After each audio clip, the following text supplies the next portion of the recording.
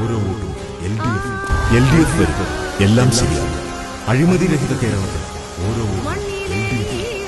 കേരളത്തിന്റെ 12ാമത് മുഖ്യമന്ത്രിയായി പിണറായി വിജയൻ സത്യപ്രതിജ്ഞ ചെയ്യാൻ പോകുന്ന കാഴ്ച. ലൈഫ് എന്ന പദത്തിന് ജീവിതം എന്ന് മാത്രമല്ല അർത്ഥവും. ജീവിതത്തിലേക്ക് കൈപിടിച്ചുയർത്തുന്ന കരങ്ങൾ എന്നുകൂടിയുണ്ട്. ഇത് ഒരു വ്യക്തിയുടെയോ ഒരു കുടുംബത്തിന്റെയോ മാത്രം പ്രശ്നമല്ല. 5 ലക്ഷം വീട്, ഒരു വീട്ടിൽ ചുരുങ്ങിയത് 4 പേർ എന്ന് കണക്കാക്കിയാൽ 20 ലക്ഷം ആളുകൾ ഇതിന്റെ ഭാഗമായി വരികയാണ്.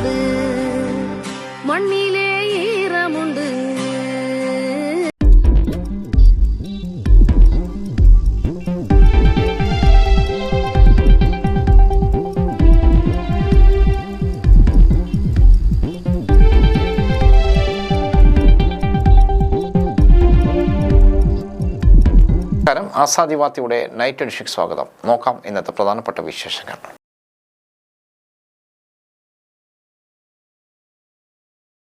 ഇസ്രയേൽ അമേരിക്കൻ ആക്രമണം വിങ്ങലായി. കുരുന്നുകളുടെ കൂട്ട സംസ്കാരം സങ്കടക്കടലായി മിനാബ്.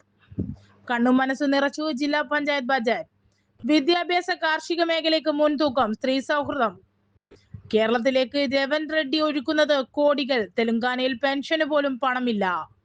4 പേർക്ക് പുതുജീവനേകി ജാസ്ലിയ മടങ്ങി. അവയവങ്ങൾ ദാനം ചെയ്തു. പശ്ചിമേഷ്യൻ സംഘർഷം. 1 കോടി ഇന്ത്യക്കാരുടെ സുരക്ഷയിൽ ആശങ്ക. എത്രയും വേഗം യുദ്ധം അവസാനിപ്പിക്കണമെന്ന് ഇന്ത്യ.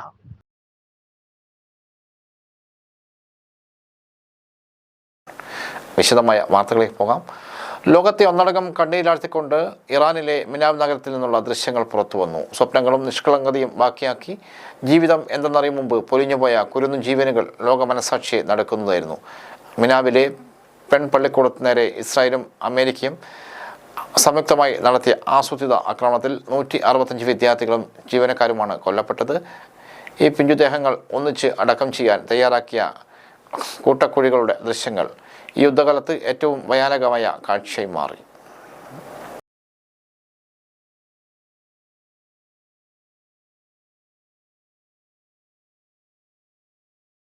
160-ലധികം നിരപരാധികളായ പെൺകുട്ടികൾക്ക് കുഴിച്ചെടുക്കുന്ന ശവക്കുഴികളാണിത്. അവരുടെ മൃതദേഹങ്ങൾ കീറിമുറിക്കപ്പെട്ടു. കുഴിമാടങ്ങളുടെ ചിത്രം പങ്കുവെച്ച് ഇറാൻ വിദേശകാര്യമന്ത്രി അബ്ബാസ് അരാഗ്ചി എക്സിൽ കുറിച്ചു.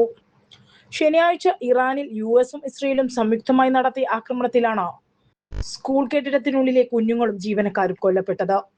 യുനെസ്കോയും നോബൽ സമ്മാന ജേതാവ് മലാല യൂസഫ്സായിയും ആക്രമണത്തെ ശക്തമായി അപലപിച്ചു. വിദ്യാഭ്യാസ സ്ഥാപനങ്ങൾക്ക് നേരെയുള്ള ആക്രമണം യുദ്ധക്കുറ്റമാണെന്ന് അവർ ഓർമ്മപ്പെടുത്തി. ആക്രമണത്തെക്കുറിച്ച് അറിവില്ലെന്നാണ് ഇസ്രയേൽ സൈന്യത്തിന്റെ ഔദ്യോഗിക വിശദീകരണം. എന്നാൽ ഗാസയിലെ മുൻകാല അനുഭവങ്ങൾ ആഗോള ജനതയ്ക്ക് മുന്നിലുണ്ട്. സാധാരണ ജനങ്ങളെ കൊന്നൊടുക്കിയാൽ ആദ്യം ഉത്തരവാദിത്തം നിഷേധിക്കുകയും പിന്നീട് തെളിവുകൾ വരുമ്പോൾ അത് അബദ്ധം എന്ന് വിശേഷിപ്പിക്കുകയും ചെയ്യുന്നത് ഇസ്രയേലിന്റെ പതിവ് ശൈലിയാണെന്ന് നിരീക്ഷകർ ചൂണ്ടിക്കാട്ടി. ഇസ്രയേലും അമേരിക്കയും ജനവാസ കേന്ദ്രങ്ങളിൽ വിവേചനരഹിതമായ ആക്രമണം നടത്തുകയാണെന്ന് ഇറാൻ വിദേശകാര്യ വക്താവ് ഇസ്മായിൽ ബഗായി ആരോപിച്ചു. ആശുപത്രികൾ, സ്കൂളുകൾ, റെഡ് ക്രോസ് കേന്ദ്രങ്ങൾ, സാംസ്കാരിക സ്മാരകങ്ങൾ എന്നിവയെ പോലും സൈന്യം ലക്ഷ്യം വയ്ക്കുന്നതായും അദ്ദേഹം പറഞ്ഞു. ഇറാനിലെ സുരക്ഷാ സാഹചര്യം വഷളായതിനെ തുടർന്ന് അവിടെയുള്ള ഇന്ത്യൻ പൗരന്മാർക്ക് കർശന ജാഗ്രതാ നിർദ്ദേശം നൽകി ഇന്ത്യൻ എംബസി. അമേരിക്കയും ഇസ്രായേലും ഇറാനിൽ കനത്ത വ്യോമാക്രമണം തുടരുന്ന പശ്ചാത്തലത്തിൽ അത്യാവശ്യ കാരണങ്ങൾക്കല്ലാതെ പുറത്തിറങ്ങരുതെന്ന് തെഹ്റാനിലെ ഇന്ത്യൻ എംബസി പുറത്തിറക്കിയ പുതിയ മാർഗനിർദ്ദേശത്തിൽ വ്യക്തമാക്കി. ഏകദേശം 9000-ഓളം ഇന്ത്യൻ പൗരന്മാർ ഇപ്പോൾ ഇറാനിൽ ഉണ്ടെന്നാണ് കണക്കാക്കുന്നത്. ഇതിൽ ഭൂരിഭാഗവും വിദ്യാർത്ഥികളാണ്. നിലവിലെ സാഹചര്യം കണക്കിലെടുത്ത് ഇറാനിലും എല്ലാ ഇന്ത്യൻ പൗരന്മാരും അതിജാഗ്രത പാലിക്കണം. അനാവശ്യ യാത്രകൾ ഒഴിവാക്കി വീടിനുള്ളിൽ തന്നെ കഴിയാൻ ശ്രമിക്കണമെന്നും എംബസി അറിയിച്ചു. സമൂഹത്തിന്റെ നാനാ വിഭാഗങ്ങളെ സ്പർശിക്കുന്ന ജില്ലാ പഞ്ചായത്തിന്റെ 2026-27 വർഷത്തെ ബജറ്റിൽ വിദ്യാഭ്യാസ കാർഷിക മേഖലകൾക്ക് മുൻതൂക്കം. ജില്ലാ panchayat vice president T Shabna അവതരിപ്പിച്ച ബജറ്റ് സ്ത്രീ സൗഹൃദമായ നിരവധി പദ്ധതികൾ മുന്നോട്ട് വെക്കുന്നു. വിദ്യാഭ്യാസ മേഖലയ്ക്ക് 35 കോടി രൂപയും കാർഷിക മേഖലയെ അഭിവൃദ്ധിപ്പെടുത്തുന്നതിന് 14 കോടി രൂപയുമാണ് ബജറ്റ് വകയിരുത്തിയത്. ബജറ്റ് അവതരണ യോഗത്തിൽ ജില്ലാ പഞ്ചായത്ത് പ്രസിഡന്റ് അഡ്വക്കേറ്റ് വിനയ് കുര്യൻ അധ്യക്ഷനായി. വിദ്യയാണ് വീട്, വിജ്ഞാനമാണ് വെളിച്ചം. 2006 മുതലുള്ള മുകളം പദ്ധതിയായും തുടർന്ന് സ്മൈൽ പദ്ധതിയായും ജില്ലയുടെ വിദ്യാഭ്യാസ നിലവാരം ഉയർത്താൻ കണ്ണൂർ ജില്ലയ്ക്ക് സാധിച്ചതായി ബജറ്റ് ചൂണ്ടിക്കാട്ടി. ആധുനിക ഫർണിച്ചറുകൾ, ടോയ്ലറ്റ് സൗകര്യങ്ങൾ, കുടിവെള്ളം, ലാബ്, ലൈബ്രറി, കമ്പ്യൂട്ടറുകൾ, ലാപ്ടോപ്പുകൾ, അസംബ്ലി ഹാൾ, ചുറ്റുമതിൽ, സോളാർ പാനലുകൾ എന്നിവയെല്ലാം സ്കൂളുകളിൽ ഉണ്ടെന്ന് ഉറപ്പുവരുത്താൻ പ്രത്യേകം ശ്രദ്ധിക്കുന്നുണ്ട്.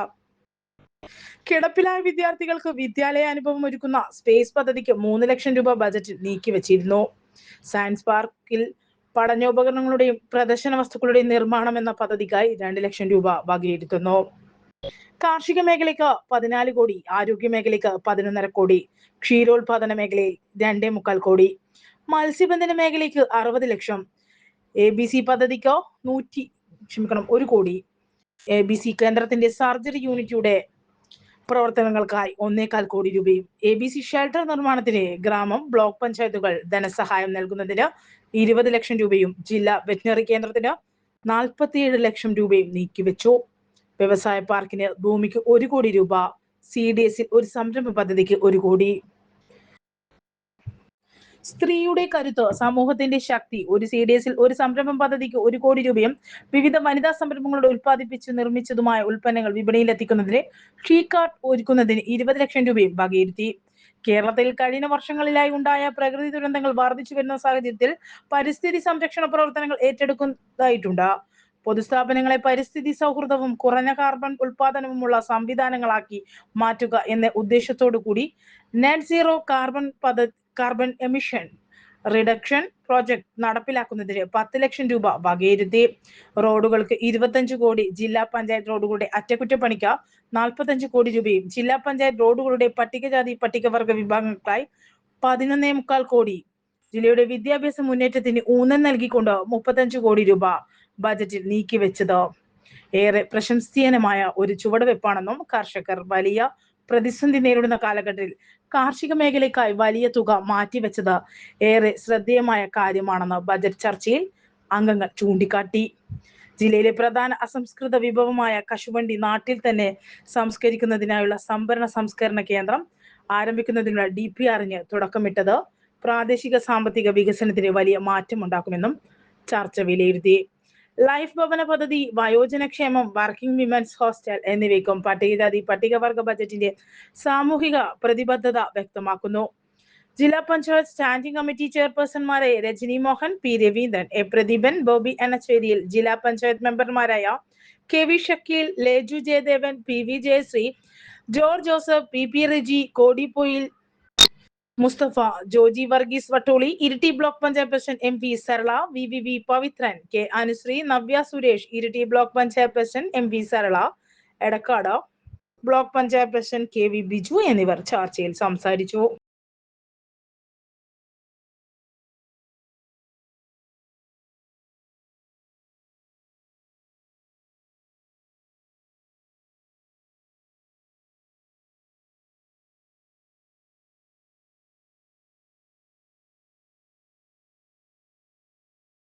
നിയമസഭാ തെരഞ്ഞെടുപ്പ് അടുത്തിരിക്കെ കേരളത്തിലെ കോൺഗ്രസിനായി കോടികളാണ് തെലങ്കാന സർക്കാർ ചെലവിടുന്നത്. നിരന്തരമായി മലയാള മാധ്യമങ്ങളിൽ തെലങ്കാന സർക്കാർ പരസ്യം നൽകുകയും കോൺഗ്രസിന്റെ IT സെല്ലിന് വരെ പണം നൽകുന്നുണ്ട്. എന്നാൽ സ്വന്തം സംസ്ഥാനത്ത് കർഷകരുടെ ഉൾപ്പെടെ അടിസ്ഥാന പ്രശ്നങ്ങൾക്ക് 1 പൈസ പോലും ചെലവിടാതെയാണ് രേവന്ത് റെഡ്ഡി സർക്കാരിന്റെ ഈ ധൂർത്ത്. തെരഞ്ഞെടുപ്പ് വേളയിൽ നൽകിയ വാഗ്ദാനങ്ങളിൽ ഒന്നുപോലും പാലിക്കാതെ കേരളത്തിലെ കോൺഗ്രസിനെ രക്ഷിക്കാനുള്ള നടപടികൾ സർക്കാരിനെതിരെ തെലങ്കാനയിൽ വ്യാപക പ്രതിഷേധമുണ്ട്. പെൻഷൻ തുക 4000 രൂപയായി വർദ്ധിപ്പിക്കുമെന്നും സ്ത്രീകൾക്ക് പ്രതിമാസം 2500 രൂപ നൽകുന്ന മഹാലക്ഷ്മി പദ്ധതി രേവന്ത് റെഡ്ഡി പ്രഖ്യാപിച്ചതാണ്. എന്നാൽ ഇതേവരെ നടപ്പാക്കിയിട്ടില്ല. കർഷകർക്കു വേണ്ടി റൈതു ഭരോസ പദ്ധതി പ്രകാരം ഏക്കറിന് 15,000 രൂപ നൽകുമെന്ന് വാഗ്ദാനം ചെയ്തിരുന്നു. എന്നാൽ ഇതിന്റെ സർവേ പോലും ആരംഭിച്ചിട്ടില്ല. സംസ്ഥാനത്ത് തൊഴിലില്ലായ്മയും രൂക്ഷമാകുകയും അഴിമതി വർദ്ധിച്ചു വരികയുമാണ്. ഇതിനെല്ലാം പുറമെയാണ് ഖമ്മത്ത് ബുൾഡോസർ രാജ് നടപ്പാക്കി ആയിരക്കണക്കിന് സാധാരണക്കാരായ മനുഷ്യരെ സർക്കാർ വഴിയാധാരമാക്കിയത്. ഖമ്മം നഗരപ്രാന്തത്തിലുള്ള വെള്ളുഗുൽമറ്റ്ലയിൽ ഭൂദാൻ ഭൂമിയിലെ വിനോബ നവോദയ കോളനിയിലെ വീടുകളാണ് തൽസ്ഥിതി തുടരണമെന്ന ഹൈക്കോടതി വിധി നിലവിൽ ഫെബ്രുവരി 25-ന് ബുൾഡോസർ ഉപയോഗിച്ച് തകർത്തത്. ആചാര്യ വിനോബാവയുടെ ഭൂദാൻ പ്രസ്ഥാനത്തിന്റെ ഭാഗമായി ഭൂരഹിതർക്ക് നൽകാനായി സംഭാവന ലഭിച്ച ഭൂമിയാണിത്. കോൺഗ്രസ് മന്ത്രിമാരുടെ അടുപ്പുകാരും റിയൽ എസ്റ്റേറ്റ് ബിസിനസ്സുകാരുടെ കണ്ണുവെച്ച് ഭൂമിയാണതെന്നും പാവങ്ങളെ ഒഴിപ്പിച്ചത് ഇവർക്കു വേണ്ടിയാണെന്നും ആക്ഷേപം ശക്തമാണ്. കോൺഗ്രസ് MLA-മാരിൽ പോലും സർക്കാരിന്റെ പാഴ്ചെലവുകളിൽ അമർഷമുണ്ട്. സംസ്ഥാനത്തെ ജനങ്ങളുടെ ക്ഷേമത്തിനായി ഒന്നും ചെയ്യാതെ സർക്കാർ പണം ദൂർത്തടിക്കുന്നതിൽ തെലങ്കാനയിലെ പ്രതിപക്ഷ പാർട്ടികൾ പ്രതിഷേധത്തിലാണ്. കേരളത്തിൽ PR വർക്കിന് കോടികൾ. കേരളത്തിൽ തെരഞ്ഞെടുപ്പ് അടുത്തപ്പോൾ തെലങ്കാനയിലെ കോൺഗ്രസ് സർക്കാരിന്റെ കോടികൾ മുടക്കിയുള്ള പരസ്യ മലയാള പത്രത്തിൽ പ്രത്യക്ഷപ്പെടുന്നുണ്ട്. UDF പബ്ലിക് റിലേഷൻസ് വർക്കിംഗിന്റെ ഭാഗമായാണ് കഴിഞ്ഞ ദിവസങ്ങളിൽ 1-ാം പേജിൽ മുഴുപേജ് പരസ്യം നൽകിയത്. കോൺഗ്രസിനെ സഹായിക്കാനുള്ള പാരിതോഷികമെന്ന നിലയിൽ UDF അനുകൂല പത്രങ്ങളായ മലയാള മനോരമയ്ക്കും മാതൃഭൂമിക്കുമാണ് തെലങ്കാന പരസ്യമുള്ളത്. സാമ്പത്തിക പ്രതിസന്ധിയുള്ള തെലങ്കാനയുടെ ഇത്തരം പരസ്യങ്ങളെ പ്രതിപക്ഷമായ BRS വിമർശിക്കുന്നുണ്ട്.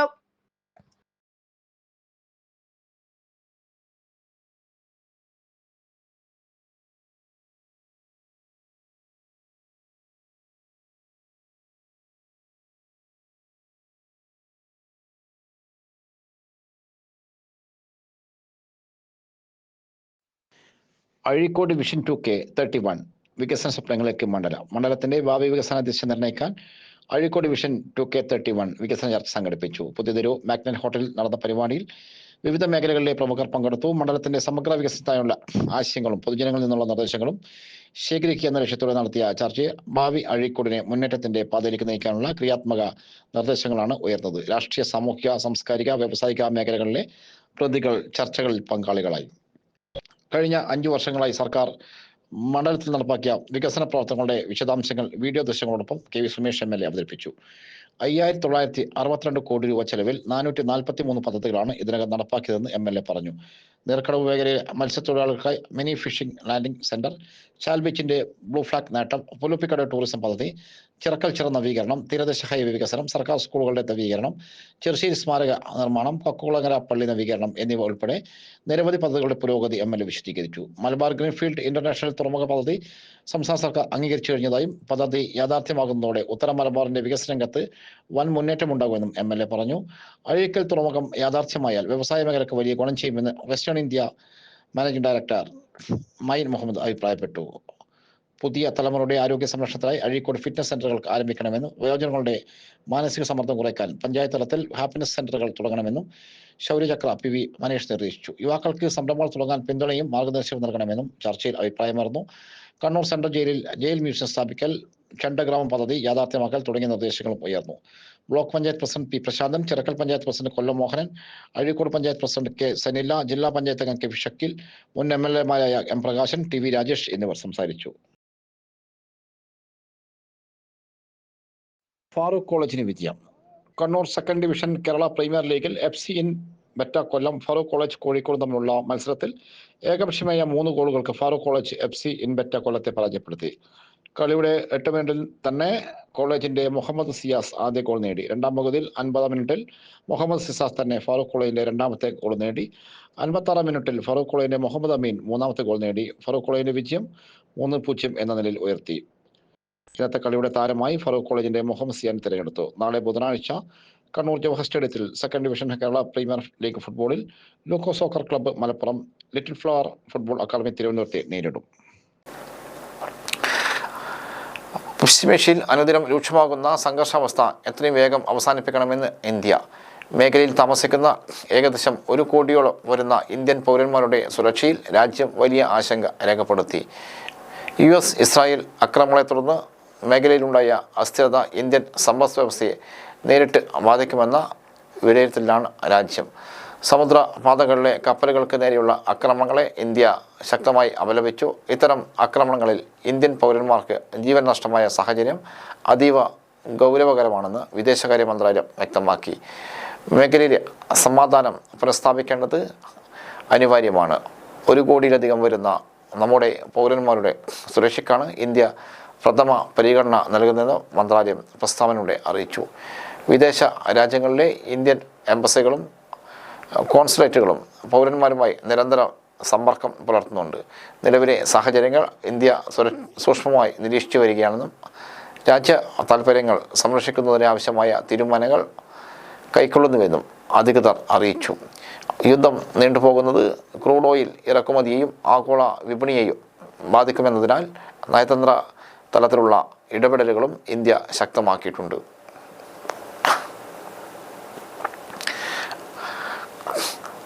ആറളത്ത് കാട്ടാന ആക്രമണത്തിൽ മരിച്ച അനീഷിൻ്റെ കുടുംബത്തിന് എല്ലാ സഹായവും നൽകും.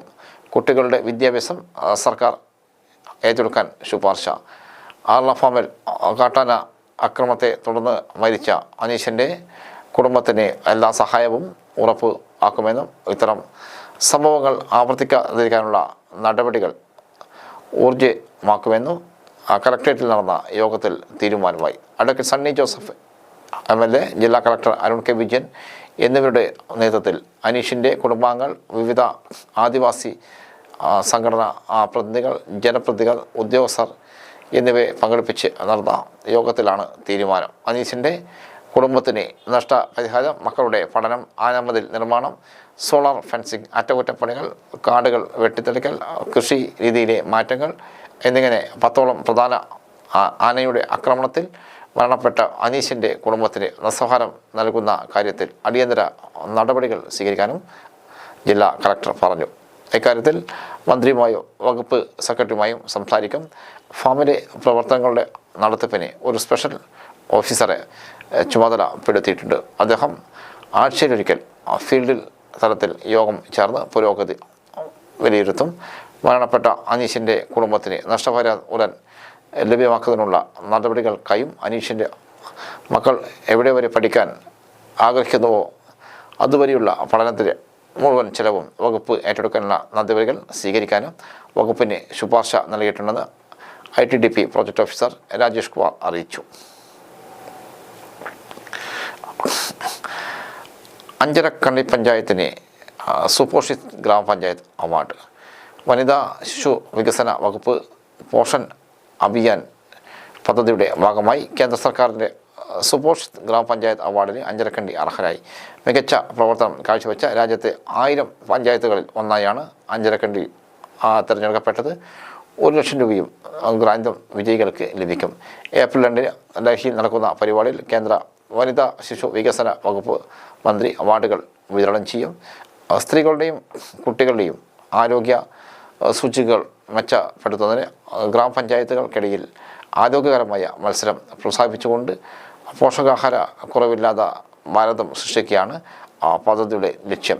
പ്രതിമാസം 21 ദിവസം പ്രവർത്തിക്കുന്ന അംഗനവാടി കേന്ദ്രങ്ങൾ, ഗർഭിണികൾ, മുലയൂട്ടുന്ന അമ്മമാർ, 6 വയസ്സ് വരെയുള്ള കുട്ടികൾ എന്നിങ്ങനെയുള്ള 50 രജിസ്റ്റർ ചെയ്ത ഗുണഭോക്താക്കൾ, കുറഞ്ഞത് 80% അംഗനവാടി കേന്ദ്രങ്ങളിൽ കുടിവെള്ള സൗകര്യം, കുറഞ്ഞത് 70% കേന്ദ്രങ്ങളിൽ ശൗചാലയ സൗകര്യം, കുറഞ്ഞത് 90% വളർച്ച അളവെടുപ്പ് കാര്യക്ഷമത എന്നീ നിബന്ധനകൾ പാലിച്ച ഗ്രാമപഞ്ചായത്തുകളെയാണ് അവാർഡിന് പരിഗണിച്ചത്. പാപ്പനശ്ശേരി തുരുത്തിൽ കല്ലുമക്കായ വിളവെടുപ്പ്.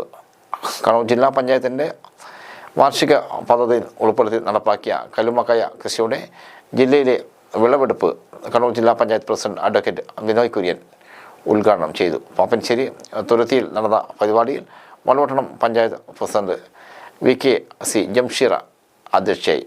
കല്ലുമക്കായ കൃഷി മുഖേന തീരദേശ മേഖലയിലെ മത്സ്യ കർഷക കൂട്ടായ്മകൾ സ്ഥിര വരുമാനം, സ്വയം തൊഴിൽ സാധ്യതകളും ഉറപ്പാക്കുക എന്നതാണ് പദ്ധതിയുടെ ലക്ഷ്യം. ജില്ലാ പഞ്ചായത്തിൻ്റെ വാർഷിക പദ്ധതിയിൽ ഉൾപ്പെടുത്തി 150 യൂണിറ്റുകൾക്കായി 9 ലക്ഷം രൂപയാണ് 2025-26 വർഷം വകയിരുത്തിയിരിക്കുന്നത്. പദ്ധതിയുടെ ആകെ അടങ്കൽ 22,50,000 രൂപയാണ്. ഇതിൽ 8,40,000 രൂപ വികസന ഫണ്ടും 14,10,000 രൂപ ഗുണഭോക്തൃ വിഹിതവുമാണ്. യൂണിറ്റ് കോസ്റ്റ് 15,000 രൂപയും സബ്സിഡി 6,000 രൂപയുമാണ്. 4 SC വിഭാഗം ഉൾപ്പെടെ ജില്ലയിൽ ആകെ 28 ഗ്രൂപ്പുകളെയാണ് പദ്ധതിക്ക് തിരഞ്ഞെടുത്തത്. ഓളോട്ടണം പുഴയിൽ കൃഷി നടത്തുന്ന SR കല്ലുമക്കായ ഗ്രൂപ്പും FM ഗ്രൂപ്പും ചേർന്നാണ് ജില്ലാതല വിളവെടുപ്പ് പരിപാടി സംഘടിപ്പിച്ചത്. ജില്ലാ പഞ്ചായത്ത് വികസനകാര്യ standing committee chairperson Rajani Mohan ആദ്യ വിൽപ്പന നടത്തി. Valapattanam panchayat vice president V Shilpa, ജില്ലാ പഞ്ചായത്ത് അംഗങ്ങളായ VV പവിത്രൻ, KV ഷക്കീൽ, ഗ്രാമപഞ്ചായത്ത് വികസന സാധ്യ committee chairperson TK Anseela, panchayat അംഗം V Narayanan, fisheries deputy director R Jugno, Azhikode മത്സ്യ fisheries extension officer Arun Suresh, fisheries extension officer RS Akhil എന്നിവർ പങ്കെടുത്തു. അപ്രതീക്ഷിതമായി എത്തിയ മരണം ഒരു കുടുംബത്തെ കണ്ണീരാഴ്ത്തുമ്പോഴും 4 പേർക്ക് ജീവിതത്തിന്റെ വെളിച്ചം പകർന്നു നൽകി ജാസ്ലിയ ജോൺസൺ 19 മടങ്ങി. അപകടത്തിൽ പരിക്കേറ്റ് ചികിത്സയിലായിരുന്ന ജസ്ലിയ ചൊവ്വ പുലർച്ചെ 6:30 മരിച്ചത്. മസ്തിഷ്ക മരണം സ്ഥിരീകരിച്ചതോടെ ബന്ധുക്കൾ അവയവദാന സന്നദ്ധ അറിയിച്ചു.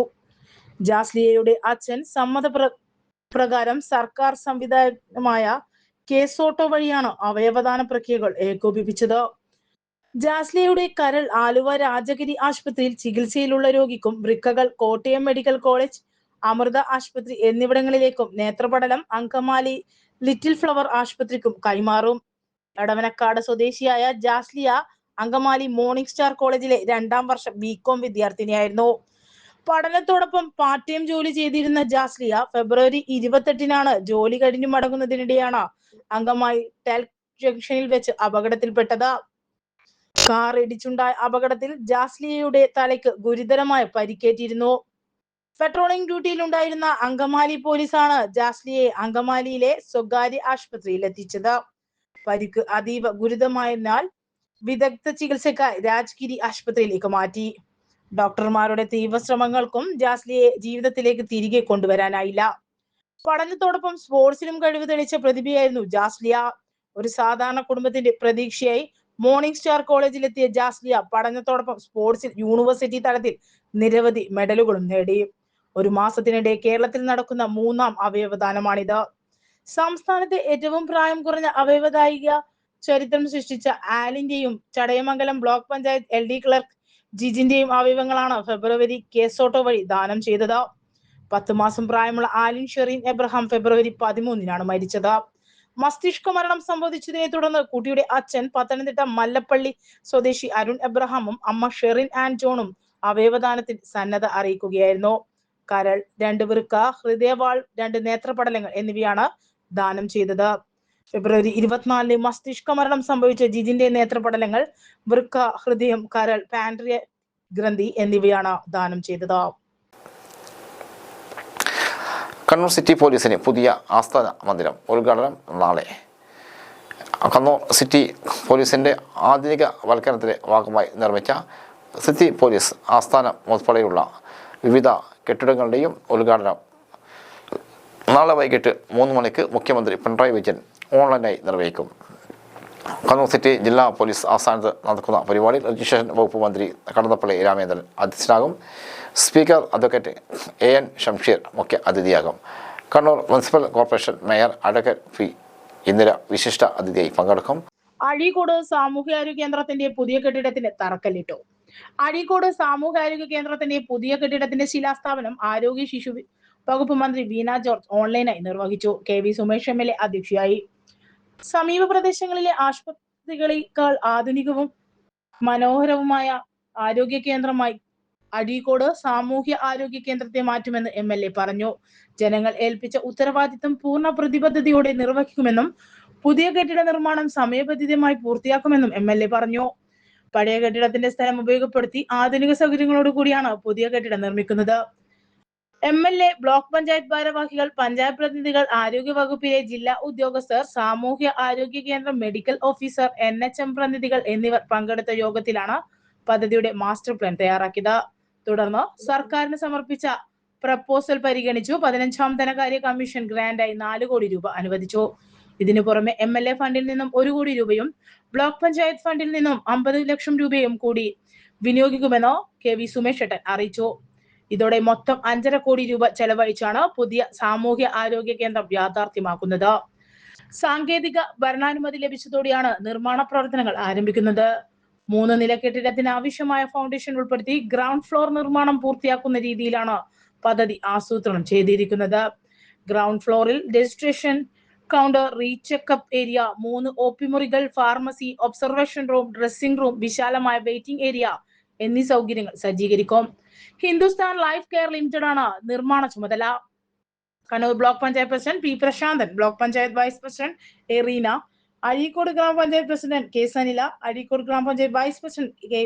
സുരേഷൻ, ബ്ലോക്ക് പഞ്ചായത്ത് സ്ഥിരം സമിതി അംഗങ്ങളായ M. വിജേഷ്, ബാലചന്ദ്രൻ ബിന്ദു, ബ്ലോക്ക് പഞ്ചായത്ത് അംഗം K. V. ശ്രീധർ, ഗ്രാമപഞ്ചായത്ത് സ്ഥിരം സമിതി അംഗങ്ങളായ C. Jasna, MP. Babu, CV വിജയശ്രീ, പഞ്ചായത്ത് അംഗം K Sajina, DPM doctor Anilkumar, BDO Seema Kunjal, medical officer Mini Sreedharan, block panchayat president KV Jisha, Azhikode grama panchayat മുൻ പ്രസിഡന്റ് K അജീഷ്, കുടുംബൻ പത്മനാഭൻ, ഗിരീഷ് കുമാർ പ്രസാദ് തുടങ്ങിയവർ പങ്കെടുത്തു.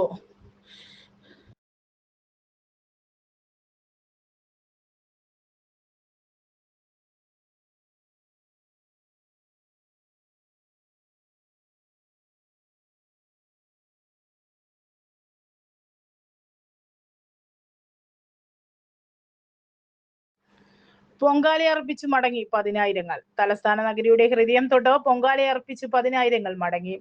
പൊങ്കാല മധുരത്തിനൊപ്പം സ്നേഹവും സൗഹൃദവും പകുത്താണ് ഭക്തർ നഗരത്തോട് വിട ചൊല്ലിയത്. രാവിലെ 9:15 ആറ്റുകൽ ഭഗവതി ക്ഷേത്രത്തിലെ പൊങ്കാലയുടെ ചടങ്ങുകൾ ആരംഭിച്ചു. 9:45 അടുപ്പുവെട്ട് നടന്നു. തുടർന്ന് ശ്രീകോവിലിൽ നിന്ന് മേൽശാന്തി ദീപം പകർന്ന് തിടപ്പള്ളിയിലെ പൊങ്കാല അടുപ്പിൽ കത്തിച്ച ശേഷം സഹൽ മേൽശാന്തിമാർക്ക് കൈമാറി. അവർ വലിയ തിടപ്പള്ളിയിലും പണ്ടാര അടുപ്പിലും തീ പകർന്നതോടെ ക്ഷേത്രത്തിൽ നിന്നും കതിനവെടി മുഴങ്ങി. ക്ഷേത്രത്തിൽ നിന്നും അറിയിപ്പ് ലഭിച്ചതോടെ ലക്ഷക്കണക്കിന് വിശ്വാസികൾ അടുപ്പുകളിൽ തീ കൊളുത്തി. പകൽ 2:15 നിവേദിച്ചു. 350ഓളം പൂജാരിമാരെ പൊങ്കാല നിവേദ്യത്തിനായി നിയോഗിച്ചിരുന്നു. പൊങ്കാല നടക്കുന്ന പ്രദേശങ്ങളിൽ 10ഇടത്ത് മെഡിക്കൽ ടീമും ആംബുലൻസും സജ്ജീകരിച്ചിരുന്നു. പുലർച്ചെ 5 മുതൽ പൊങ്കാല കഴിയുന്നതുവരെ എമർജൻസി മെഡിക്കൽ ടെക്നീഷ്യൻ ഉൾപ്പെടെ 108 ആംബുലൻസിന്റെ സേവനം ലഭ്യമാക്കിയിരുന്നു. ആറ്റുകാൽ പൊങ്കാലയോടനുബന്ധിച്ച് അടിയന്തര വൈദ്യസഹായത്തിനായി ബൈക്ക് ഫസ്റ്റ് റെസ്പോൺസ് ടീമുകളെയും ആംബുലൻസുകളെയും സജ്ജമാക്കിയിരുന്നു. കളക്ടറേറ്റിലും ക്ഷേത്ര പരിസരത്തും പ്രത്യേക കൺട്രോൾ റൂമുകൾ തുറന്ന് ആരോഗ്യ പ്രവർത്തകരെ വിന്യസിച്ചിരുന്നു. കടുത്ത ചൂട് കണക്കിലെടുത്ത് പ്രത്യേക ചികിത്സാ സൗകര്യങ്ങളുടെ 12 ആശുപത്രികളിൽ ക്രമീകരണങ്ങൾ, ഭക്ഷ്യസുരക്ഷ ഉറപ്പാക്കാൻ മൊബൈൽ ലബോറട്ടറിയും പ്രത്യേക കൺട്രോൾ റൂമും, കൂടാതെ ആയുർവേദ ഹോമിയോപ്പതി വകുപ്പുകളുടെ മെഡിക്കൽ ക്യാമ്പുകളും സ്വകാര്യ ആശുപത്രികളുടെ സഹകരണവും ഉറപ്പാക്കിയിരുന്നു. പോലീസ്, ഫയർഫോഴ്സ് തുടങ്ങിയ സേനാ വിഭാഗങ്ങളുടെ സേവനം പൊങ്കാലയുടെ ആദ്യവസാനം ലഭ്യമായി. ചന്ദ്രഗ്രഹണമായതിനാൽ പകൽ 3:10 മുതൽ രാത്രി 7 വരെ ആറ്റുകാൽ ക്ഷേത്ര നട അടച്ചിടും. 8:30 കുത്തിയോട്ട ബാലന്മാർക്കുള്ള ചൂരൽ കുത്ത്, 10:45 പുറത്തെഴുന്നള്ളിപ്പ് എന്നീ ചടങ്ങുകൾ നടക്കും. മണക്കാട് ശാസ്താക്ഷേത്രത്തിൽ ബുധനാഴ്ച രാവിലെ എത്തുന്ന എഴുന്നള്ളത്ത് 8ഓടെ ക്ഷേത്രത്തിൽ തിരിച്ചെത്തും. രാത്രി 9:45 കാപ്പഴിച്ച് കൂടിയാളിക്കും. 12:45 നടക്കുന്ന കുരുതി തർപ്പണത്തോടെയാണ് ഉത്സവം സമാപിക്കുക.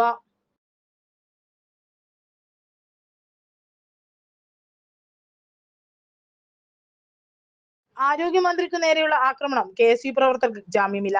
ആരോഗ്യമന്ത്രി വീണ ജോർജിനെ കരിങ്കൊടി പ്രതിഷേധത്തിന്റെ പേരിൽ ആക്രമിച്ച് പരിക്കേൽപ്പിച്ച കേസിൽ KSU പ്രവർത്തകരുടെ ജാമ്യാപേക്ഷ കോടതി തള്ളി. Kannur judicial magistrate first class കോടതി 2 ആണ് ജാമ്യാപേക്ഷ തള്ളിയത്. KSU പ്രവർത്തകരെ കസ്റ്റഡിയിൽ വേണമെന്ന് ഇന്നലെ നടന്ന വാദത്തിൽ പോലീസ് ആവശ്യപ്പെട്ടിരുന്നു. 2 ദിവസത്തെ കസ്റ്റഡിയിലാണ് ആവശ്യപ്പെട്ടത്. 5-ന് ഇവരെ വീണ്ടും ഹാജരാക്കണമെന്ന് കോടതി നിർദ്ദേശിച്ചിട്ടുണ്ട്. വധശ്രമത്തിനാണ് പ്രതികൾക്കെതിരെ കേസെടുത്തത്. കൊല്ലട എന്ന് ആക്രോശിച്ചാണ് ആക്രമണ സംഘം മന്ത്രിക്കു നേരെ പാനെടുത്തതെന്ന് FIR-ൽ പറയുന്നു. പ്രതികളുടെ കയ്യിലുണ്ടായിരുന്ന ആയുധം ഉപയോഗിച്ചാണ് കഴുത്തിന് ആക്രമിച്ചതെന്ന് ഗൺമാൻ MS അഭിലാഷ് മൊഴി നൽകിയിട്ടുണ്ട്.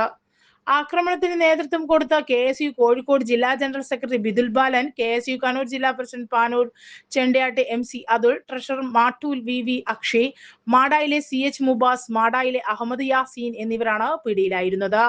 കണ്ണൂർ റെയിൽവേ സ്റ്റേഷനിൽ വെച്ചാണ് മന്ത്രിയെ KSU സംഘം ആക്രമിച്ചത്. മന്ത്രിയുടെ കഴുത്തിനും കൈക്കും പരിക്കേറ്റു. കല്യാട് അന്താരാഷ്ട്ര ആയുർവേദ ഗവേഷണത്തിന്റെ ഉദ്ഘാടന ചടങ്ങിൽ പങ്കെടുത്ത് വന്ദേ ഭാരത് എക്സ്പ്രസിൽ മടങ്ങാനായി ബുധൻ പകൽ 3:15 സ്റ്റേഷനിലെത്തിയപ്പോഴാണ് മന്ത്രിക്കു നേരെ ആക്രമണമുണ്ടായത്. മന്ത്രി റെയിൽവേ സ്റ്റേഷനിൽ നിന്നും തൊട്ടു മുമ്പ് കാർ തടഞ്ഞ് ആക്രമണം നടത്തിയിരുന്നു. 1-ാം നമ്പർ പ്ലാറ്റ്ഫോമിലെ പ്രധാന കവാടം വഴി ഉള്ളിലേക്ക് കടക്കുന്നതിനിടെ റെയിൽവേ സ്റ്റേഷനിൽ നിന്നാണ് യൂത്ത് കോൺഗ്രസ് KSU ആക്രമികൾ ചാടി വീണത്. കരിങ്കൊടിയുമായി ഓടിയെത്തിയയാളെ പിടിച്ചുമാറ്റുന്നതിനിടെ മറ്റു 4 പേർ കൂടി മന്ത്രിക്കു നേരെ പാനെടുത്തു. ഇവരാണ് ആക്രമിച്ചത്. ഷാഫിയുടെ ഉറ്റ അനുയായിയാണ് ആക്രമണത്തിന് നേതൃത്വം നൽകിയ KSU കോഴിക്കോട് ജില്ലാ സെക്രട്ടറി കൗൺസിലിംഗ് ക്ലാസ് സംഘടിപ്പിച്ചു. പട്ടാനൂർ KPC ഹയർ സെക്കൻഡറി സ്കൂളിൽ ടീൻസ് ക്ലബിന്റെ നേതൃത്വത്തിൽ വിദ്യാർത്ഥികൾക്കായി കരുത്തും കരുതലും എന്ന വിഷയത്തിൽ കൗൺസിലിംഗ് ക്ലാസ് സംഘടിപ്പിച്ചു. ഹെഡ്മിസ്ട്രസ് OV വിജയലക്ഷ്മി പരിപാടി ഉദ്ഘാടനം ചെയ്തു. കൗൺസിലർ ജിതിൻ ശ്യാം ക്ലാസ് എടുത്തു. സ്റ്റാഫ് സെക്രട്ടറി ദിലീപ് കൊയ്ലൂർ അധ്യക്ഷത വഹിച്ചു. ക്ലബ്ബ് കോർഡിനേറ്റർ CK നിഷ, വിദ്യാർത്ഥികളായ റിഹാൻ, ശ്രീദിയ എന്നിവർ സംസാരിച്ചു. മാനവികതയുടെ സന്ദേശവുമായി ജഗന്നാഥ ക്ഷേത്ര മഹോത്സവത്തിന് തുടക്കം കുറിച്ചു. തലശ്ശേരി മഹാദേവ ജഗന്നാഥ ക്ഷേത്രോത്സവത്തിൻ്റെ ഭാഗമായി നടന്ന സാംസ്കാരിക സമ്മേളനം ജില്ലാ sessions judge KT Nisar Ahmed ഉദ്ഘാടനം ചെയ്തു. ഗുരുദേവ ദർശനങ്ങൾക്ക് ആഴത്തിൽ വേരുള്ള തലശ്ശേരിയിൽ ജനങ്ങൾ ഏകോദര സഹോദരങ്ങളെപ്പോലെ ശാന്തമായി ജീവിക്കുന്ന പ്രദേശമാണെന്ന് ലോകത്തെവിടെയും പോയി അഭിമാനത്തോടെ പറയാൻ കഴിയുമെന്ന് അദ്ദേഹം പറഞ്ഞു. ജില്ലാ government leader K Ajith Kumar അധ്യക്ഷനായി. ശ്രീനാരായണ ഗുരുവിൻ്റെ സാമൂഹ്യ ദർശനം വിഷയത്തിൽ സ്വാമി ഗുരുരത്നം ജ്ഞാനം തപസി മുഖ്യ പ്രഭാഷണം നടത്തി. അയ്യാക്കണ്ടി സന്തോഷ് വിശിഷ്ട അതിഥിയായി. TP Abdurahman, B Karthikeyan, PR Surendran എന്നിവർ സംസാരിച്ചു. ജ്ഞാനോദയ യോഗം ഡയറക്ടർ TC ദിലീപ് സ്വാഗതവും ജ്ഞാനോദയ ഡയറക്ടർ രവീന്ദ്രൻ മുരിക്കോട് നന്ദിയും പറഞ്ഞു. ഇന്ന് വൈകിട്ട് ശിവേലി എഴുന്നള്ളത്തും നടന്നു. തുടർന്ന് കോഴിക്കോട് സ്വീറ്റ് മെലഡി ഓർക്കസ്ട്രയുടെ ഗാനമേളയും അരങ്ങേറി. ഇന്ന് ശിവേലി എഴുന്നള്ളത്തും സംഘടിപ്പിച്ചു. സാംസ്കാരിക സമ്മേളനം ശ്രീനാരായണ ധർമ്മസംഘം ട്രസ്റ്റ് പ്രസിഡന്റ് ബ്രഹ്മശ്രീ സച്ചിദാനന്ദ സ്വാമികൾ ഉദ്ഘാടനം ചെയ്തു. ജഗന്നാഥ ക്ഷേത്രവും ഗുരുവിൻ്റെ പഞ്ചലോക വിഗ്രഹവും വിഷയത്തിൽ CM വിനയേന്ദ്രൻ പ്രഭാഷണം നടത്തി. സാരഥി കുവൈറ്റ് പ്രസിഡന്റ് MP ജിതേഷ് വിശിഷ്ട അതിഥിയായി. റെപ്കോ ചെയർമാൻ കാരായി രാജൻ മുഖ്യ അതിഥിയായി. ഇതോടെ ഇന്നത്തെ ആസാദി വാർത്തകൾ സമാപിക്കുന്നു. വീണ്ടും നാളെ കാണാം. നന്ദി, നമസ്കാരം.